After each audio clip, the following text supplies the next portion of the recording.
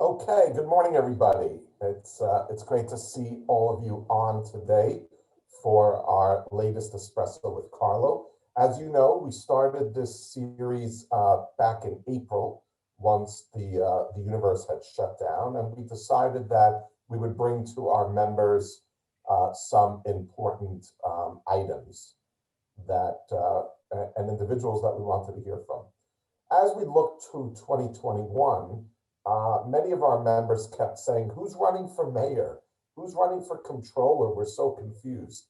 So we decided that it was time to have our members meet the candidates. And we're excited today to start the series with Shaun Donovan, and I'll tell you about him in just a minute. Obviously, I would be remiss if I didn't comment on the horrific actions that happened in the last week in Washington, D.C.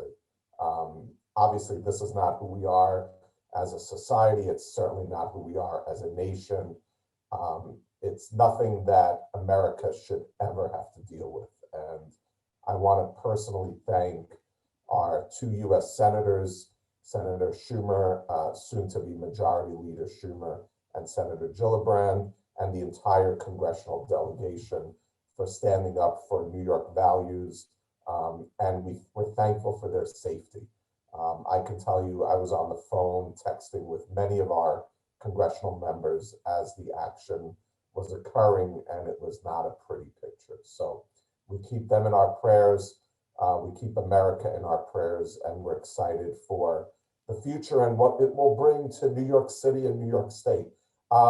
Let me start also by thanking our first sponsor of Espresso with Carlo, Langen, and we have George Leventis on with us today. George, if I knew how to speak Greek, I would say thank you in Greek, but thank you, Langen Engineering. And so let me tell you about Espresso with Carlo. And Shaun, I hope that's an espresso in your cup, or at least a cappuccino. It is. That's great. So look, the building industry employs hundreds of thousands of people directly and indirectly, just within the 5 boroughs, not including the state, the region, et cetera. It is an important moment for the city to recover both from the health crisis, but clearly from the economic crisis and the social justice crisis. So we are filled with crisis right now, and we must get it right. And it's our obligation as an association to provide education and introduce the people running for office to all of you. As I mentioned, I think in writing, and I will mention it again, we as an association do not officially endorse candidates, but we do want to share we want them to share their vision for the future and how they will help get us through it. And what they stand for. So we've invited all the candidates running for mayor and city controller. We will host all of them. And then early June, we'll put out just a very simple report with what we've learned from each candidate. The primary is at the end of June, and then obviously the general will be in November. So with that, let me say welcome to our first guest. No, it's no correlation that he happens to be a Brooklynite, of course. You know, Shaun, I still get joked that Brooklyn is still my favorite borough, but I try and tell people I love all 5 children equally. But Shaun, I'm not going to go through his bio, but you should read up on him. I met Shaun many years ago when he was commissioner of the New York City Department of Housing, Preservation, and Development under Mayor Michael Bloomberg. He did a phenomenal job in that role. Obviously, President Obama thought very highly of him and brought him over to Washington, where he served as the director of the U.S. Office of Management and Budget, and then a stellar time as secretary of the U.S. Department of Housing and Urban Development. So it's my great pleasure to welcome Shaun Donovan. And Shaun, I will turn it over to you for some remarks.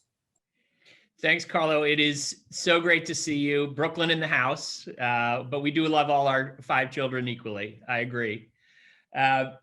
Look, I want to echo what you said about the week that we've been through, and frankly, the 4 years that this country has been through. You might see over my right shoulder a portrait of a hero of mine, John Lewis.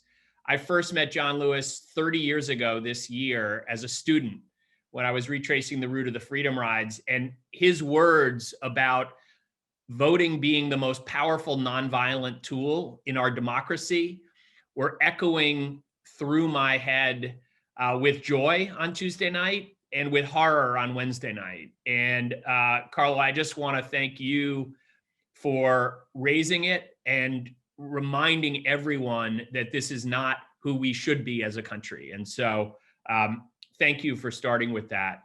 Look, I'm excited to get into conversation. I got my coffee right here, but I do want to spend just a couple minutes going back and introducing folks to who I am and why I love this city and why I want to be mayor. And it, as you said, most people know me as Housing Commissioner under Mike Bloomberg, being in Obama's cabinet all 8 years.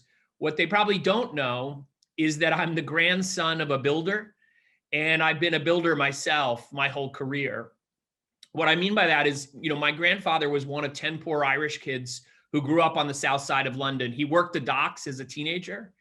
And to try to find opportunity, he got on a boat, went to West Africa, then to South America. He literally helped with his own hands rebuild the port, the biggest port in South America after a 1906 earthquake. And he did well enough there to send my dad to school. Like so many immigrant stories in this city, my dad came to go to school in the US, came to New York because it was a city of the future. And he built a business that he ran his whole life. And so when I was growing up in this city, I saw what opportunity could mean. I saw what this city could bring to me and my family. But I also saw a very different New York. I watched homelessness exploding on our streets. I'm a lifelong Yankee fan. I was at the 1977 World Series. I remember watching neighborhoods like the South Bronx, Central Brooklyn, Harlem crumble and literally burn to the ground. And that lit a fire in me to go to work on behalf of this city that I love. So I studied architecture and public policy. I came back, I started working for a nonprofit, first in the Bronx and then all over the city, literally helping to rebuild those very same neighborhoods I'd seen burning as a kid. And that started a 30-year career in public service and as a builder. And I know, let's jump into conversation, but let me just say this. There is no candidate in this race for mayor that has known what it means to lead through crisis as I have, and to rebuild a shattered city, a shattered neighborhood. As you said, I was housing commissioner in this city in the wake of 9/11. I was asked by President Obama to become a housing secretary in the midst of the worst housing crisis of our lifetime and rebuild neighborhoods across the country. When Sandy hit our shores, he asked me to lead the entire federal response. As you know, Carlo, we have friends and neighbors in Brooklyn who lost their homes, their businesses, their lives, literally. And it was a sacred responsibility for me. And I brought billions and billions of dollars to rebuild the city, including at Hudson Yards, making sure, despite Chris Christie's resistance, that we put in what we needed to get Gateway done. And with Chuck Schumer now as majority leader, I really hope we're going to do that. And as if no good deed goes unpunished, after Sandy, President Obama asked me to become the budget director and lead a $4 trillion federal budget.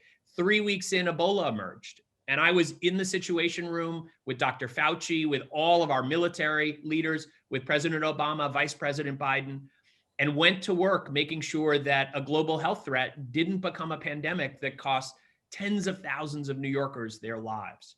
So I know what it means to lead through crisis.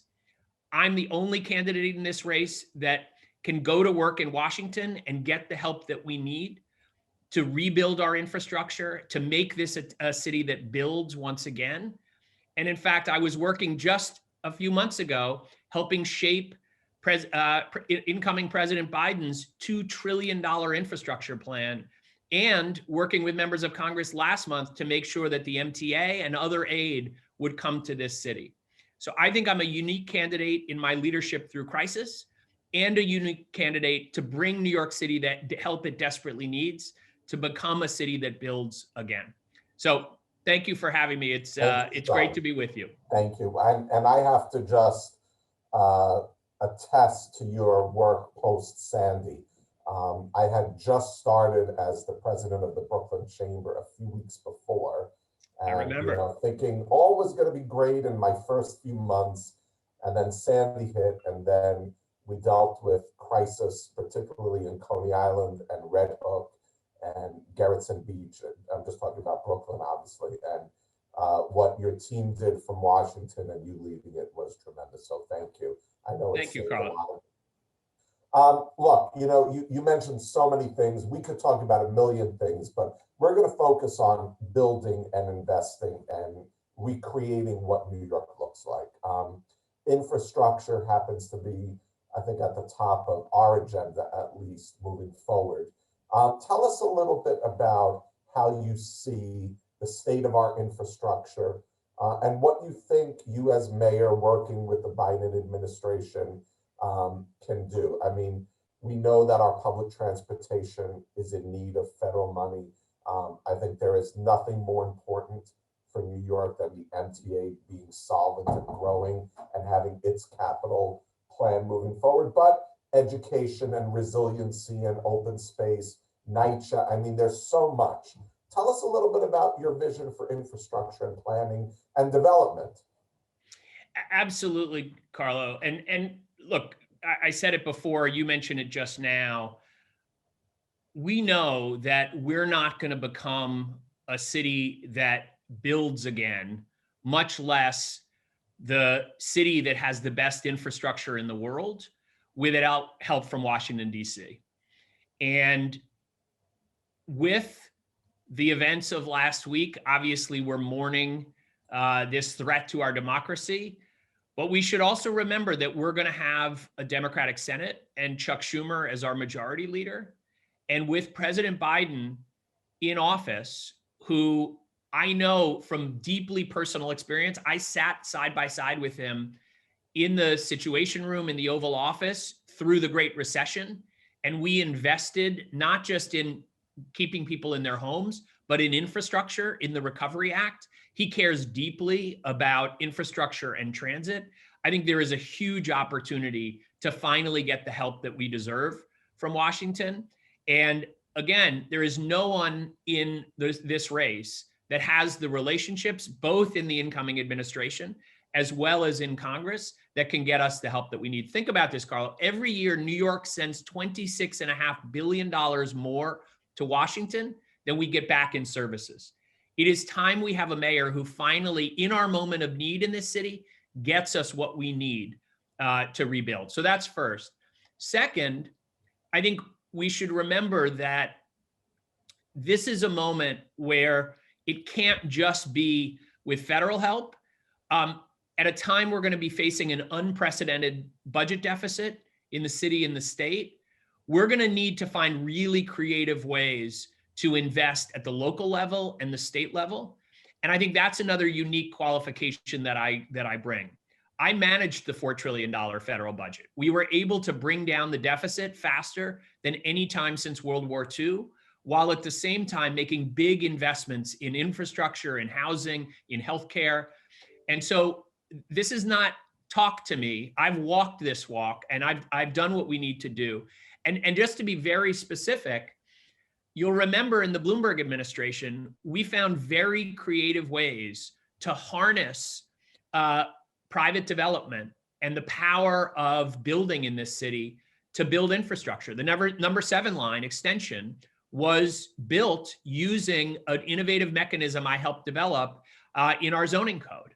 That's true of many, many other infrastructure developments. And so we're going to need that kind of creativity. And I uniquely have that kind of experience and knowledge to be able to help us figure out. And in fact, in my transportation plan that I put out just a few weeks ago, we proposed that the mayor have more power over decisions of the MTA to bring help to New York City, while at the same time making a greater contribution, not just through congestion pricing, but also through these innovative mechanisms. So, and let me just say one last thing, because I think it's really important, Carlo, is that this isn't just about the policy and the investments. This is about our politics too.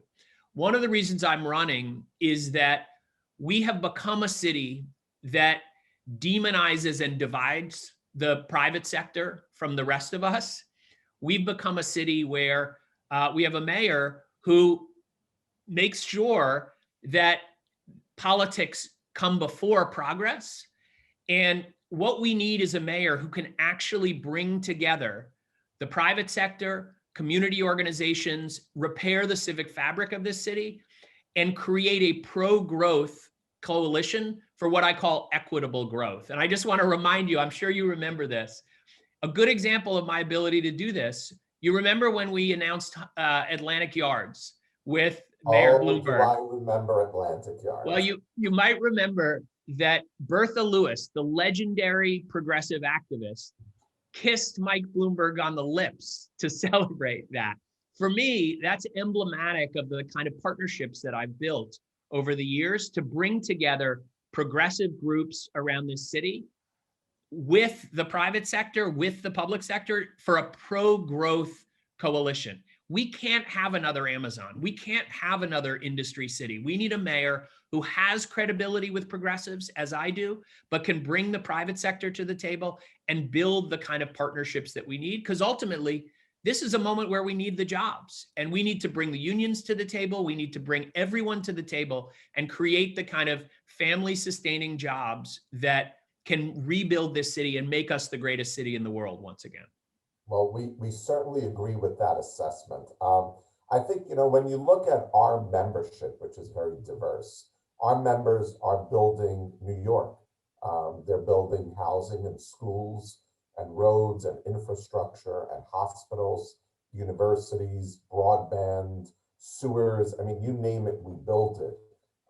And it really is all about pro-growth and helping people get jobs. And when you look at the diversity of the building industry today, the people who are getting middle-class incomes with medical, with pension and everything happen to be individuals who live in Brooklyn and Queens and the Bronx and Staten Island, whose kids go to school, who are dual income families. And I think the pro-growth is truly needed, particularly at a time like this.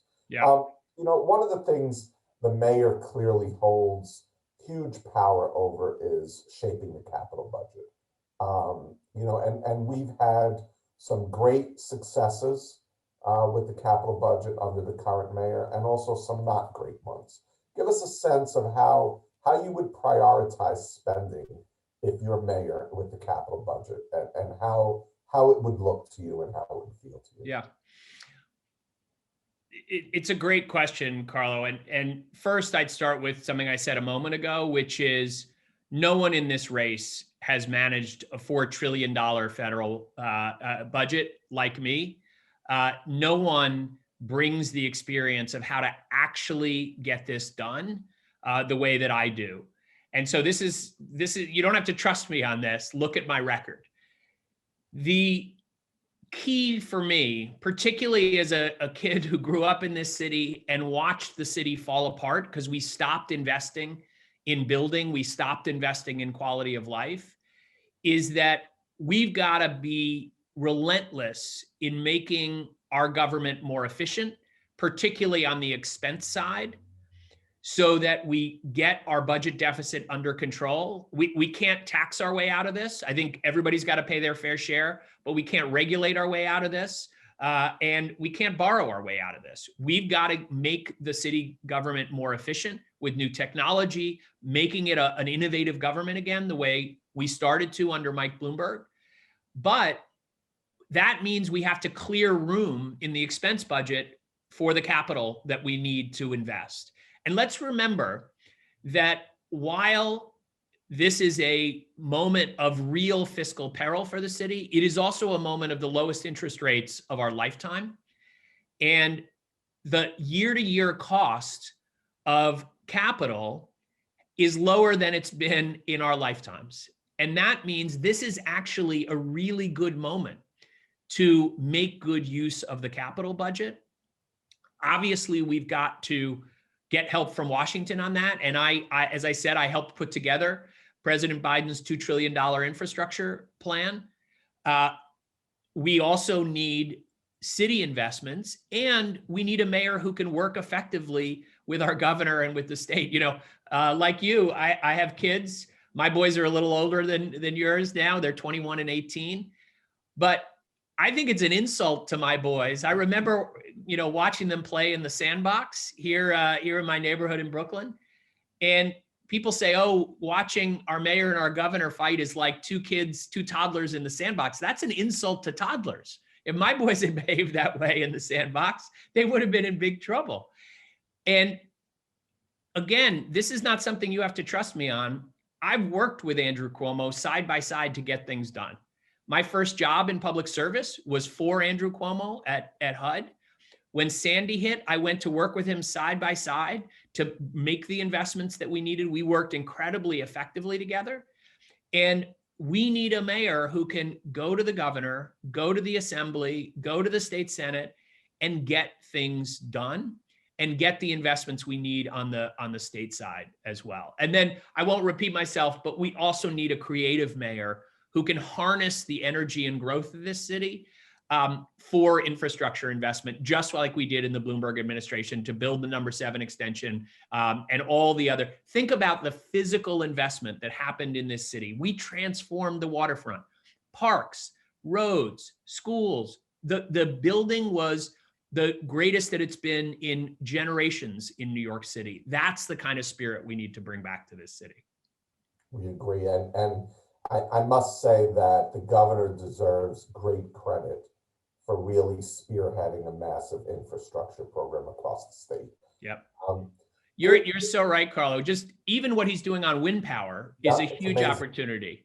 Mike Fishman, who ran 32BJ in the city, is a co-chair of my campaign, a close friend. I've been working with him on his climate jobs initiative.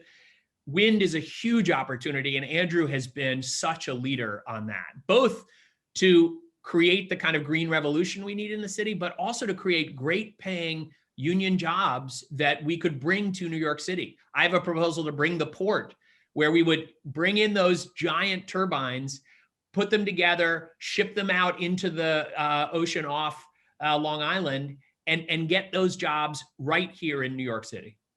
That would be amazing. So do you have any favorite projects that if you're mayor, you want to see at least ground broken during your term or 2 terms, or maybe even finished? Is there something that on the building that you want to see done in the city? Yeah, Carlo, look, it is one of the great tragedies of the last few decades that we were teed up to get Gateway done, and one governor in New Jersey stood in the way on politics, not on people. He put politics ahead of people, which is something I would never do. I'm a public servant, not a politician. That's what I've done my whole career. And everyone knows that fixing our transportation system and investing in infrastructure is the single most productive thing we can do to boost our economy and create good paying jobs. And yet we didn't make it happen. And so when President Obama asked me to lead the recovery after Sandy, I called up Ray LaHood. I called up Andrew Cuomo, Mayor Bloomberg, and I said, let's get this done. I even tried to twist Chris Christie's arm. But what I made damn sure of was that when we were building Hudson Yards, I called Steve Ross, Jeff Blau, and made sure that Related was going to ensure that we built the infrastructure under Hudson Yards so that when we finally had a governor in New Jersey, as we do right now, that could make it happen, we would be ready. We wouldn't lose that once in a generation opportunity.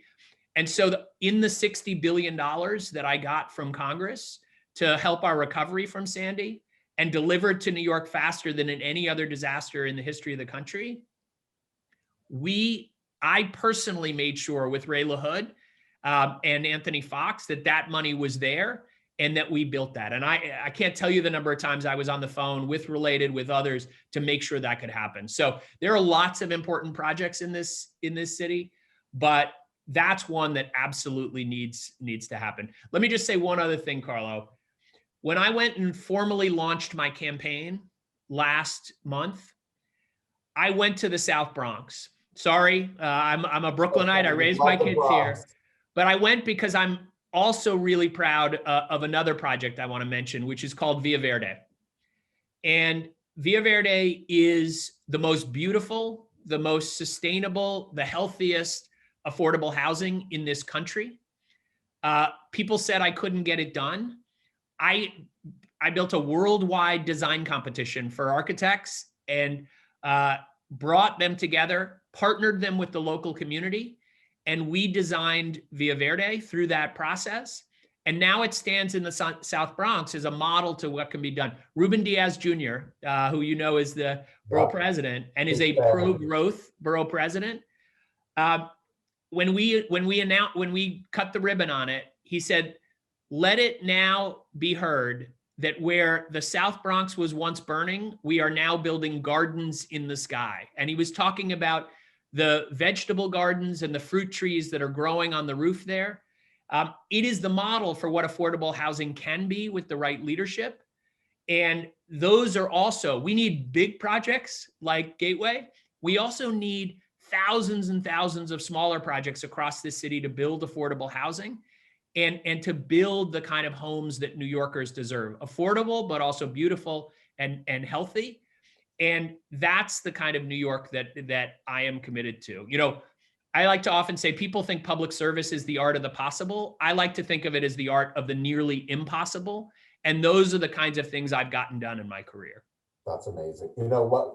We should stick on the affordable housing piece because I think if you did any poll of New Yorkers, what are the three most challenging issues they face? Clearly, housing and the affordability of housing is very important. And one of the things we hear, and something I've been hearing for many, many years, is also moderate income housing. So housing for the teacher, the firefighter, the civil servant in New York, who might make a little bit more than affordability rates, but yet can't afford the rents or housing. So you know a little bit about affordable housing. Yes, I do. Let's spend a little time on that. Clearly it's a crisis, but how do we fix it? What do we do? Yeah, Carlo, you are so right. We just completed our first polling about a month and a half ago for the race. Housing, even in the midst of this pandemic, housing is the top issue for folks. And so you're absolutely right. And look, we need low-income housing.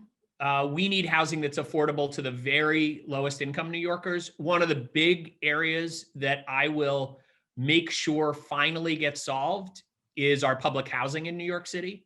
Think about this. We have more people living in public housing in this city than live in Atlanta, Georgia. It is an entire city, and it has never been front and center in the plans of a mayor of New York City. It's always been a poor stepchild to the city's housing plan. I would finally be the mayor who would put public housing at the center of what we do. Huge opportunity for jobs and rebuilding. And again, I said earlier, Carlo, we need a mayor who brings a creative spirit and innovation that can actually bring the private sector and the public sector together. When I was HUD secretary, I created a way for public housing across this country to bring new resources in through the Section 8 program. Bill de Blasio never used it because he demonized private partnerships. He's finally started doing it because he knows it's the only pathway, and his new NYCHA chair just proposed a huge infusion of Section 8 using a tool that I created as HUD secretary. Huge opportunity to build those partnerships, create jobs, and give public housing residents the kind of decent homes that they finally deserve. So we got to do a lot on low-income housing. We've got to build more as well. We've got to solve homelessness, which is something I led the strategy for President Obama. We made dramatic progress. Think about this. In 80 cities and states, we ended veteran homelessness, not reduced it, ended it. And that's something we could do. But let me just end with what you rightly bring up. We can't just build low income housing.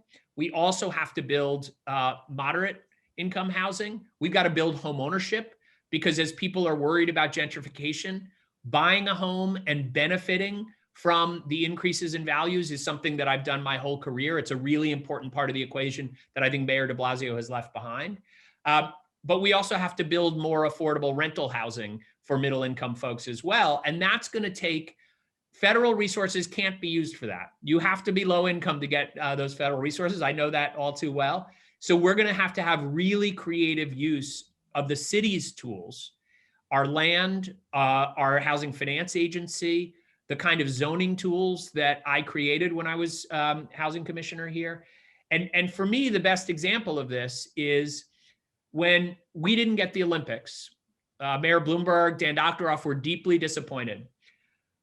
But we went to work and took what was going to be the housing site for the Olympic athletes at Hunters Point, and we turned it into the biggest middle income housing development this city has seen since Co-op City.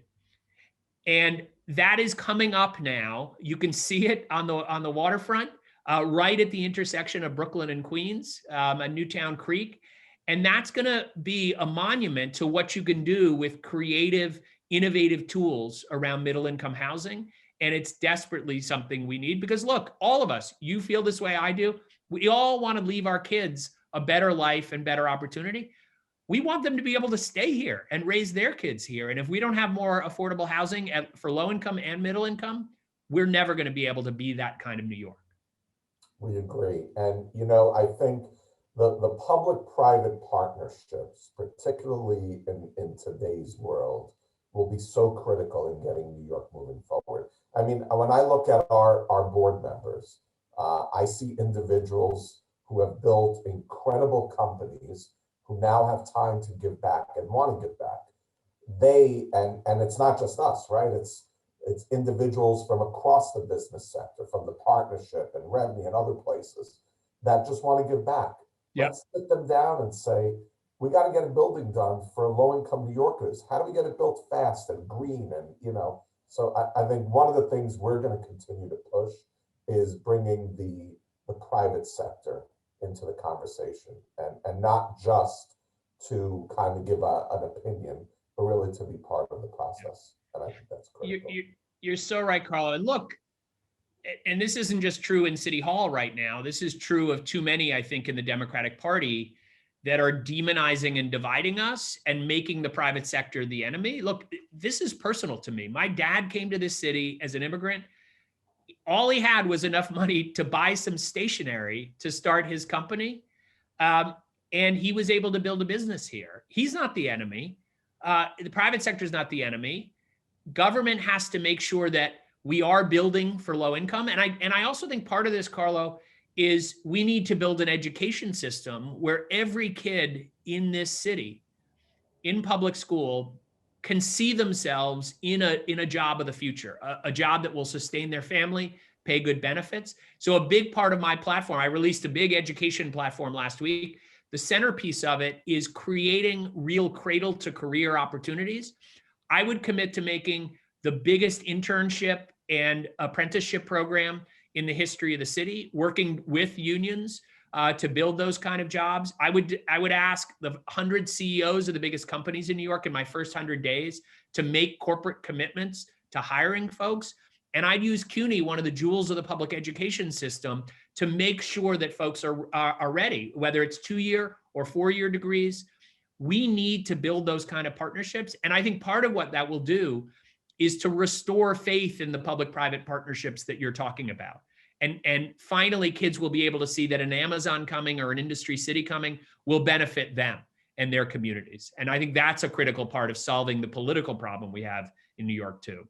We agree, and clearly education is the backbone of all of this. And one of the things we've been saying, and it'd be great to have someone in City Hall that's interested in this, is to really figure out how to get young people, particularly young people that live in a NYCHA housing complex or in a lower income community, to understand the value of an engineering degree Yeah. or a degree in architecture or being part of a union and a trade, and what that can mean for their future and lifting them out of poverty. So something we clearly are interested in, and there's a few of those CEOs watching right now. We're going to make sure that they get interested in it.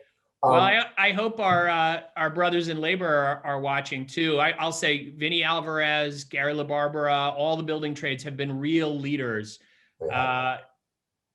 just real leaders in the climate jobs initiative in doing that. And what we need is a mayor and city hall who gets that and will partner to really scale those up. We have great things happening in New York, great examples, but we really need a city government and a mayor who will take those and get them to the scale that we need. You know, I like to say there's nothing wrong with New York that can't be solved with what's right with New York at this point.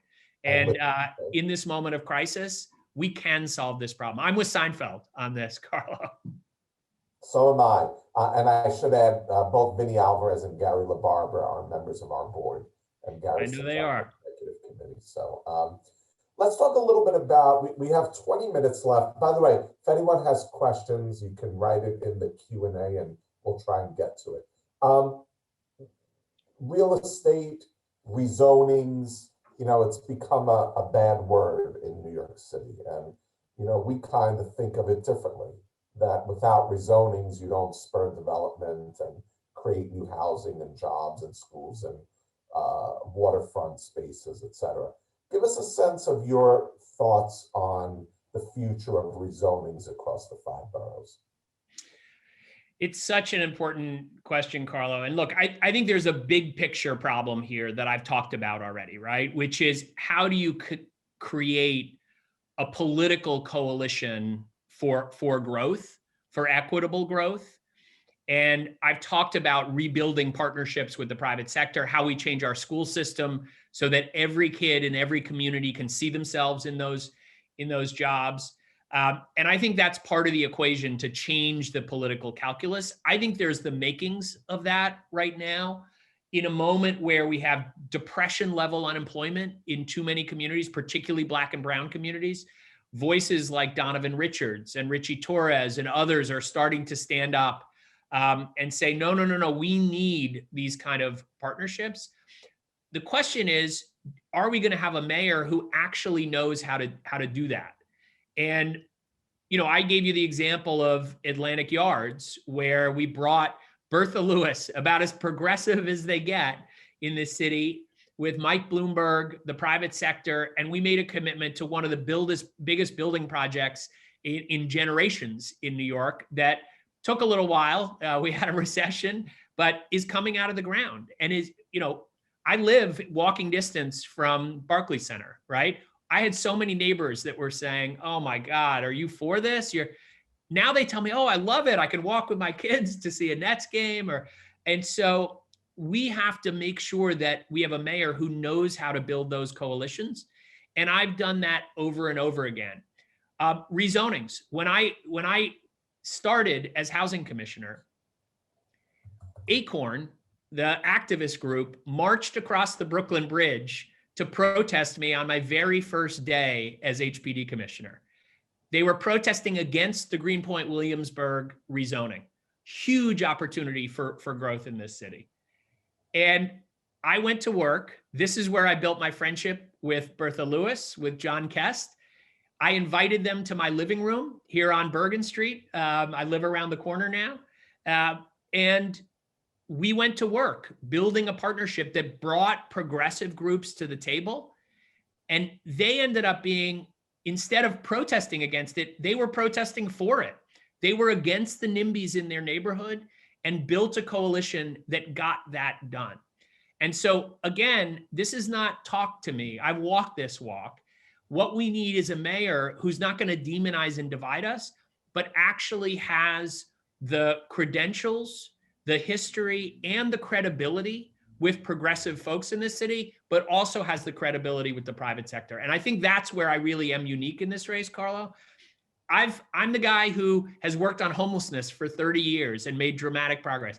I'm the guy who led the racial equity work and civil rights work in the Obama administration, won a landmark Supreme Court decision.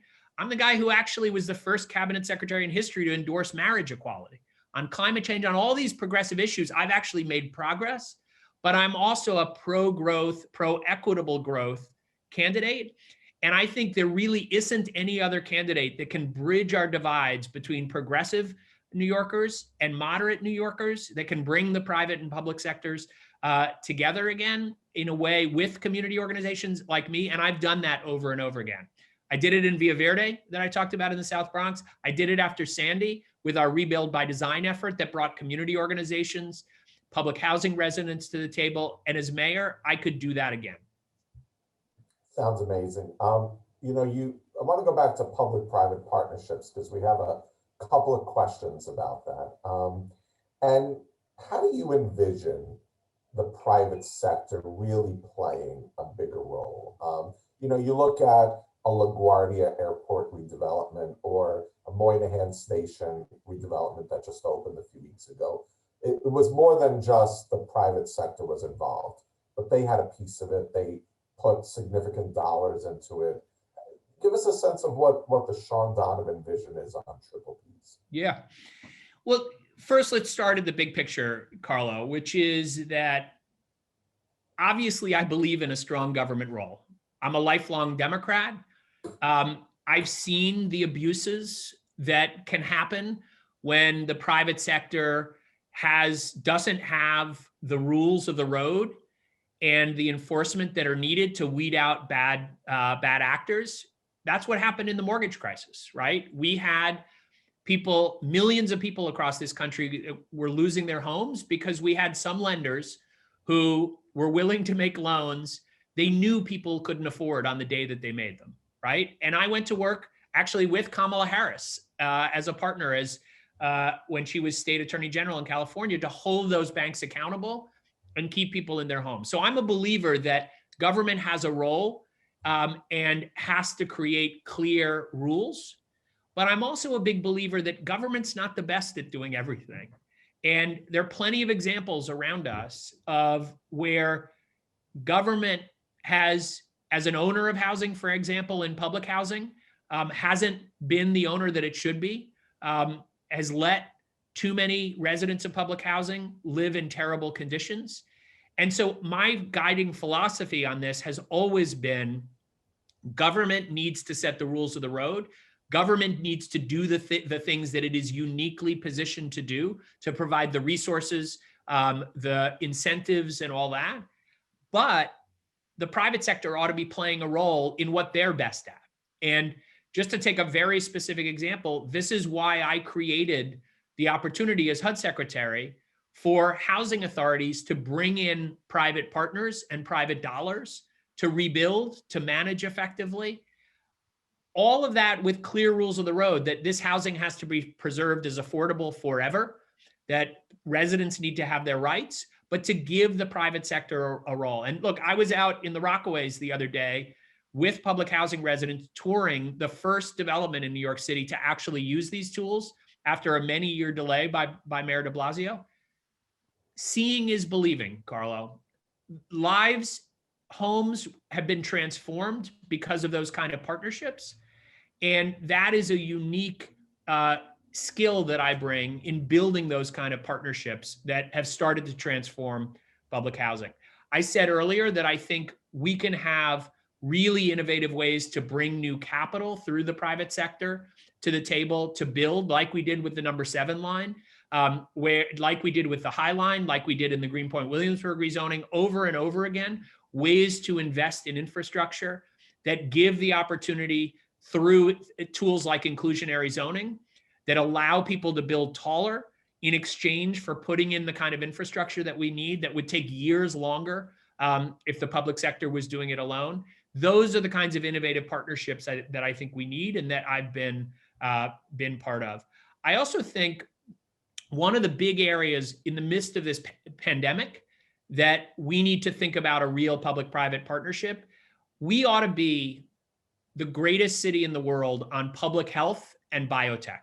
We have all the tools. We have the greatest hospitals. We have great universities.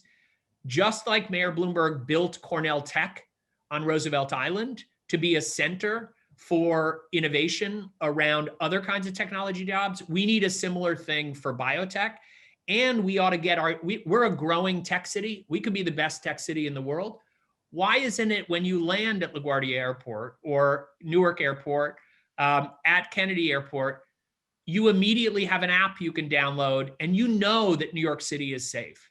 You know that you can travel on the subways, to shows, to restaurants, and you have all the information you need about anybody who's been infected, about what their record is on testing. We have advanced tools for quick testing in all these areas. These are all things that we could have done in this pandemic to get open again more quickly. And it takes a kind of innovative public-private partnership where the mayor can actually lead on those things and bring those partners to the table. That's what we started to do under the Bloomberg administration to make this the leading city in the world on tech. And it's something that I can take the baton on and make sure that we follow through to build that kind of infrastructure and leadership in the private sector as well. Well, it's interesting. The entire tech community is one area of growth that we're seeing, both in leasing, from Facebook to Amazon, Netflix, et cetera. They want to be in New York City. They've been some of the bright spots in commercial real estate in the last 9-10 months. The question is, and I think you bring up the valid point, what will the next mayor do to make us a true technologically advanced city, not of the future, but of today, honestly. Yeah. And I think that's a challenge for anyone going in, but it sounds like you're ready to roll with that. Absolutely. What I would say is, biotech is a special part of tech. Yeah. Most tech companies can start in a garage. My dad started in his apartment with, like I said, just enough money to buy stationery to start mailing out to potential clients, and he was a tech entrepreneur before the words existed back then. But biotech is a particular one that really needs infrastructure investment. You need wet lab space. You need cell manufacturing and imaging. And that takes real investment in partnership with hospitals, with universities. I was a big part of the Columbia University expansion when I was housing commissioner. That's a good example of the kind of partnership we need, not just with the private sector, but with our universities, to make sure that we're building out the potential for New York City to be a leading center. I also think we need to make sure that we're doing this in an equitable way, that every neighborhood has access to jobs. I don't know if everybody's been out to Floyd Bennett Field, but huge opportunity. Why aren't we using that as an opportunity to say to tech companies, you want to come and test the latest driverless cars? You want to come and test drone technology? Let's make a innovation zone out of Floyd Bennett Field to make sure that companies know we want to be the leading city again in the world around tech and other things, and locate those things in communities, particularly Black and brown communities, that are too often left behind, with real strong partnerships between the city, the private sector, labor unions, to make sure those jobs are good pay and have the benefits. And then also with our universities. CUNY's one, as I said, is one of the great jewels of the public education system. Those kind of partnerships in communities that have too often been left behind are the kind of thing that would both create jobs for those who need them most, but also rebuild the trust in a public-private partnership, rebuild our politics, and I like to say rebuild our civic fabric in a way that we actually have a mayor for all New Yorkers. One of the things that I think has been a success in the de Blasio administration has been the ferry system. There are people that like it, use it. Give us your opinion on ferries, particularly, connecting the outer boroughs to each other as opposed to just to Manhattan. Yeah, or other transportation ideas that you may have. Yeah. Well, look, one of the things we should remember is Mayor de Blasio was able to build out a ferry system because Mayor Bloomberg built out the waterfront of New York City. I think there are lots of physical legacies of the work that 12 years under Mayor Bloomberg left, one of the most impressive in my mind is that New Yorkers finally got their waterfront back. We are a city of the water. We have always been one of the great ports of the world. But when I was growing up here, you couldn't get to the water in most places. Think about Greenpoint, Williamsburg. We had what used to be the greatest manufacturing center in the world, the largest sugar plant in the world, the largest box manufacturer in the world. You had miles and miles of vacant waterfront that was not being put to use. Today, you can access a huge part of that waterfront, and eventually it'll be continuous. That's where the ferries dock. If you look at Brooklyn Bridge Park, which I run in a lot of days of the week, I'm a runner. We have a ferry there going to Governor's Island, going to Manhattan.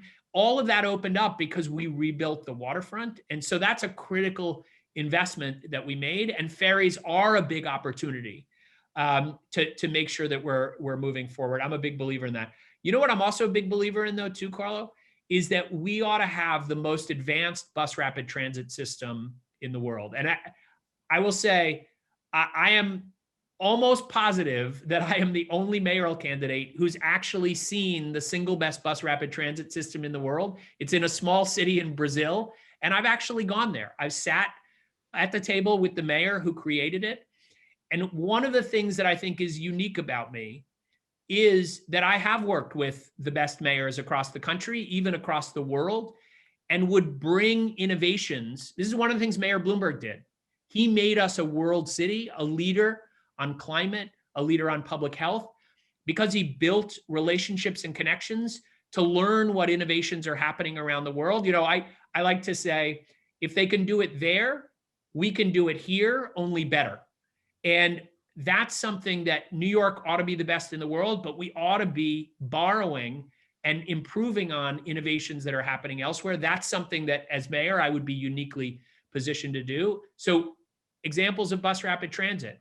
Why aren't we building real bus rapid transit? Why aren't we using technology in the best systems in the world? Think about this, Carlo. The driver has an ability to turn the signals to green right when they're approaching. Think about how much just that one technology innovation, if you had true bus rapid transit, could make our transit deserts in the outer boroughs that much more accessible. And those are the kinds of things, when I focus on this, I talk about the 15-minute neighborhood. Every New Yorker should have access to a great school, a park, fresh food, rapid transit to a good job, all of the opportunity that they need in their life within 15 minutes of their front door. And to do that, we need to build out a true bus rapid transit system that can move New Yorkers around much more effectively and efficiently. And that's going to take investment. It's going to take infrastructure like the elevated platforms, so you don't have to go up and down steps, so people with disabilities can get right onto the, all of those things need to happen if we're going to make a true bus rapid transit system. Sounds amazing. Last question. We only have a couple of minutes left. The MWBE community obviously is critical to rebuilding New York's future. Give us a sense of your thoughts on how we can improve MWBEs and really increase their role as we continue to rebuild the city. You know, it's so funny. I don't know if you got tipped off, but I was literally emailing this morning with the person, Michael Gardner, who runs MWBE at MTA. They're actually one of the top leaders in that. They are the #1 agency in the country. I hope you wished him a happy birthday, by the way. It was his birthday yesterday. Good to know. I'm back. I'll email him back in a couple minutes. Thank you for the heads up. Birthday shout out. I appreciate it. But look, again, I don't want to sound like a broken record. You don't have to take my word for it. These are things I've actually done. What most people don't know is that the budget director, the name is OMB. It's the Office of Management and Budget. And so when I ran OMB, I actually oversaw all the contracting in the federal government. We made dramatic progress on MWBs. You know what else we did? We changed the system so that small businesses, particularly MWBs, got paid dramatically faster. It's one of the things that's been a huge problem through this pandemic, is just at a time when our small businesses are suffering the most, the city has dramatically slowed down its payments. We need a mayor who understands that kind of nitty-gritty of governing, of what matters to small businesses, particularly MWBs, to make changes there. So I'm a huge fan of this. I think we can build on the efforts at the MTA that Michael's been doing and make sure that every city agency is a leader in the world. It shouldn't just be the MTA. And I also think this is a huge opportunity for public-private partnerships as well, as we've talked about. This is an area where our unions can be a huge opportunity for apprenticeships. I've been talking to Gary LaBarbera and Vinny Alvarez about exactly this. How do we ensure that every kid growing up in New York City has the opportunity to join a union, to get a skill, and then to be able to become their own business leader? I think it takes also policies around capital. We should make sure that the city has a flexible system of providing capital to help businesses grow. We should make sure that our bonding requirements are adjusted in a way that allows small businesses that often have a hard time. This is something I did at HPD to make sure that we could increase the number of MWB developers and builders that we work with. There are lots of pieces to this, but what it takes is a mayor who, this is not just rhetoric, this is reality, who's actually done these things in their career. Well, that's a great place to stop. I think you certainly set the tone for our series moving forward. I know you have a lot of work ahead of you, and we wish you well and look forward to hearing more about your plans as they roll out. And I want to thank our members who listened and watched, and I think they got a great understanding of your philosophy and what you're thinking, and more to come. So Shaun, Donovan, thank you very much. Have a great day, and we look forward to our next endeavor. Shaun, thank you again. It's great to see you, Carlo. Big elbow bump to everyone. Yes, and thank you. If you want to learn more, go to ShaunForNYC.com. Awesome. Thank you. Have a great day. You too. Take care, Carlo.